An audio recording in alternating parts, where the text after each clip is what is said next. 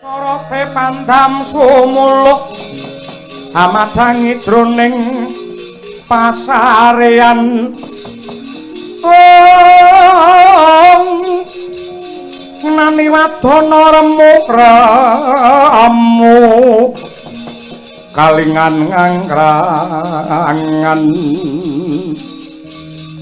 sang dyah manah engkung sumungkem guling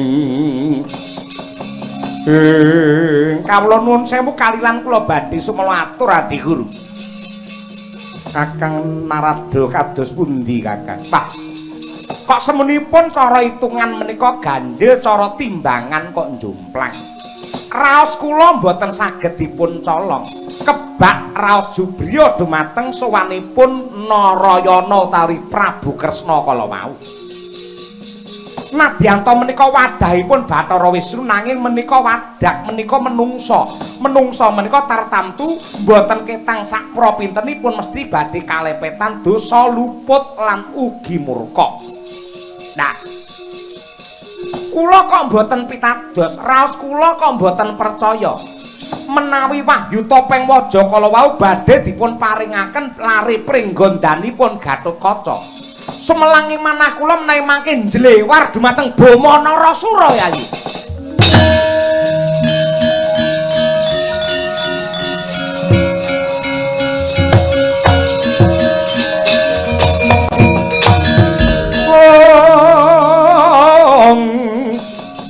Mbreh mangsut nari mengkalbu budine kang den bawani.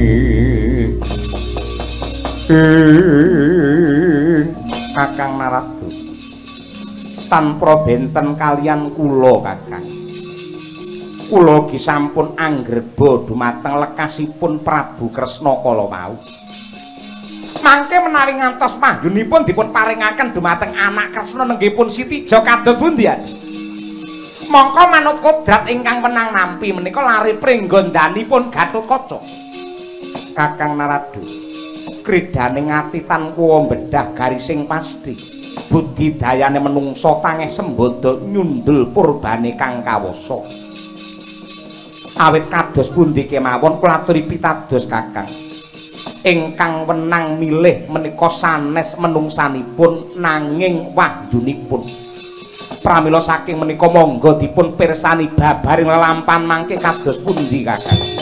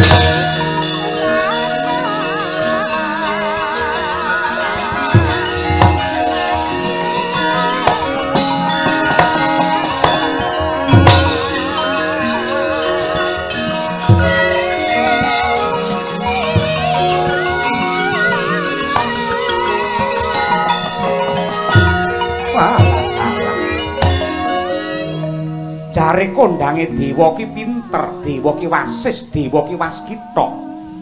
Ning nyatane sanggit rungsit rekodaya ingkang tak temoho ripalungguhan iki babar pisan ora digawe rasa kelawan para Jawata. Mongko yektine aku nindakake dura kanugrahan topeng waja sing wis tak gegem iki ora bakal ndak wenehake marang Gatotkaca ning bakal ndak paringake marang Bama Narasura. Sing kleru dudu Kresna ning dewane sing ora waspada lan ora waskita. Oh!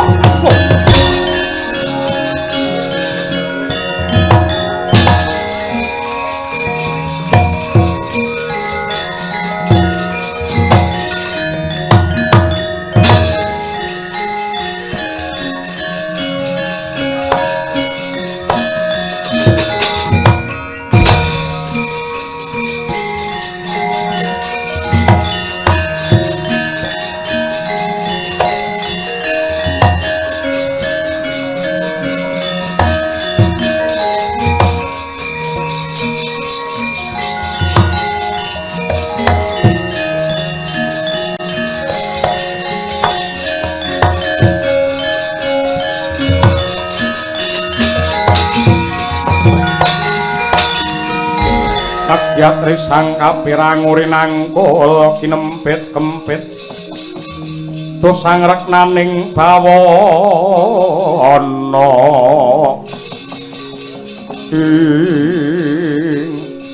iki anakku lanang Arga Dahana Bambang Wisanggeni. Iya wong sembahku katur marang Wa Prabu Ndarawati.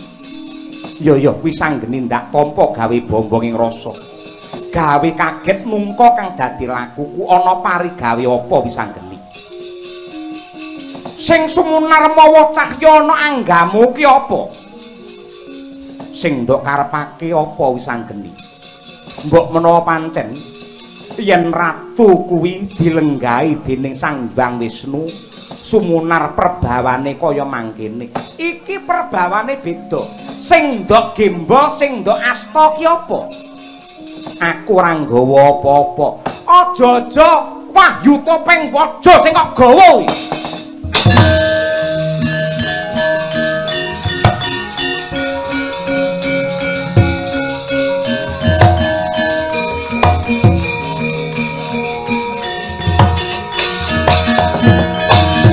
Anjabala Pandhawa Byaga mulung mangung siring Tata Kurawa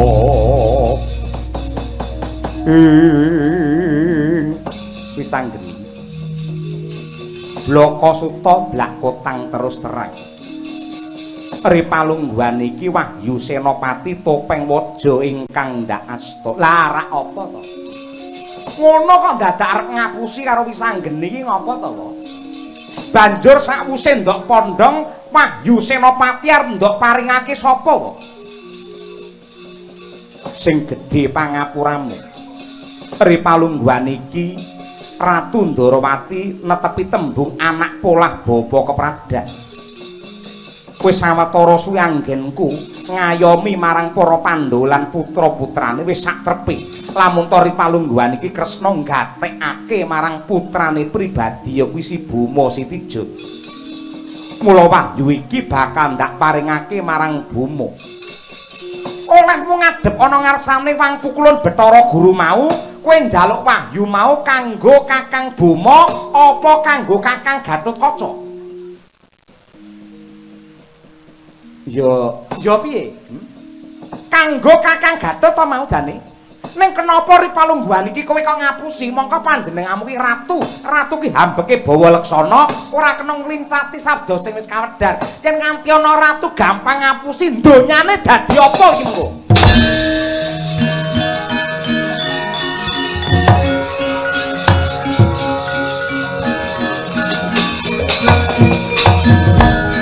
sepisan jiki ngger Wisanggeni aja nganti jeneng sira dadi pepalang wis suwe lan wis akeh kanugrahan sing tinampa dening para Pandhawa lan uga putra-putrane siji iki Topeng Waja ndak jaluk bakal ndak paringake marang kadangmu tuwa ya kuwi Bima Narakasura perkara ngono monggo ning kowe aja ngapusi karo dewa kowe nggunakake jenenge Kakang Gatot nembe nandhang gerah bisane walaya kudu antuk kanugrahan Topeng Waja ning nyatane Ripalungguhan iki ora kanggo Kakang Gatot malah kanggo Kakang Bima mongko Kakang Gatot nembe lara nembe sakit yen ngono kowe tega karo Kakang Gatot ora kok tega ning ana paribasan ora perlu paribasan wahyu tak jaluk ora kok ulungake ra kajen kowe wah oh manek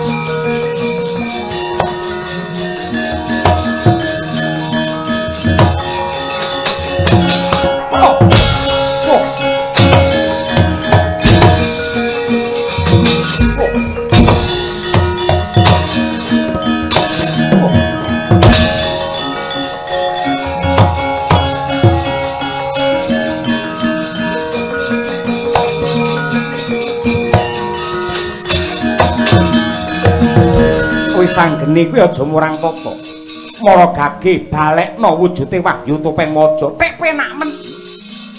Ripalungguhan iki yen bisa rebuten saka tangane Wisanggeni. Ora bakal ndak balekake marang Wa Prabu Ndarawati, malah Wahyu ki bakal tak uncalke. Men Wahyune dhewe sing milih.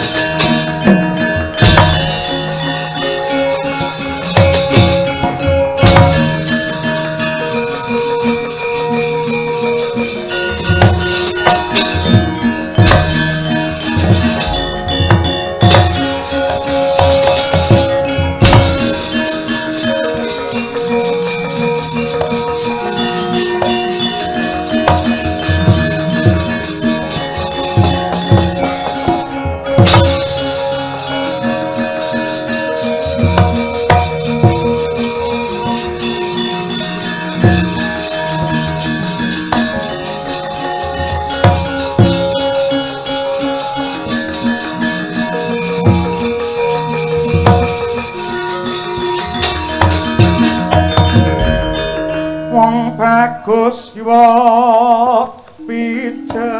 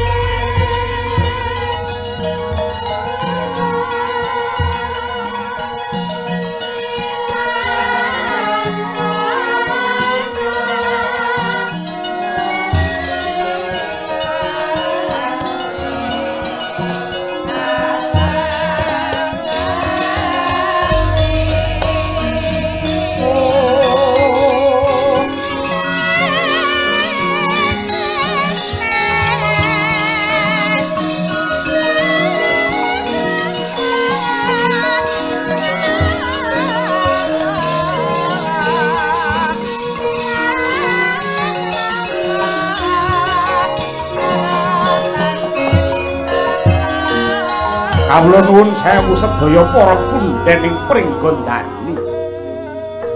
Kula ingkang putra Traju Tresna pun Bama Narasura ingkang sowan nedya nyocokaken kabar ingkang semebar bilih adi kula Pringgondani Gatotkaca nembe nandhang raga. Kalilan ripalungguhan samangke kula badhe gitik dumateng raosipun Gatotkaca supados boten namung katrem jenjem saklebetipun nandhang raga kados mekaten. Yayi Gatotkaca, Yayi Tetuka,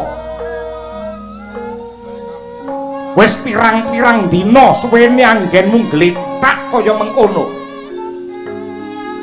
Mongko kowe dikudang-kudang, kowe digadang-gadang karo wakamu Ngamarta. Prabu Puntadewa lamun kowe bisa walaya jati, jati temah mulya. Bakale kaangkat derajatmu pinercaya ketiban sampur mongko dadi senopati. Tegese kowe bakal kajumenengake dadi senopati Ngamarta. Besok mendemok baris syukur bagi sewu gregah saka tangi saka nindra Gatotkaca kowe wis walaya jati temah mulya. Inggih Kanjeng Ibu. Nuwun pangapunten tata gelar kula menika nandhang sakit. Yektosipun kula menika anyadang sarta anyadong sih nugraning Hyang Agung. Samangke ingkang putra sampun saged angregem wahyune senopati nenggipun wahyu topeng waja.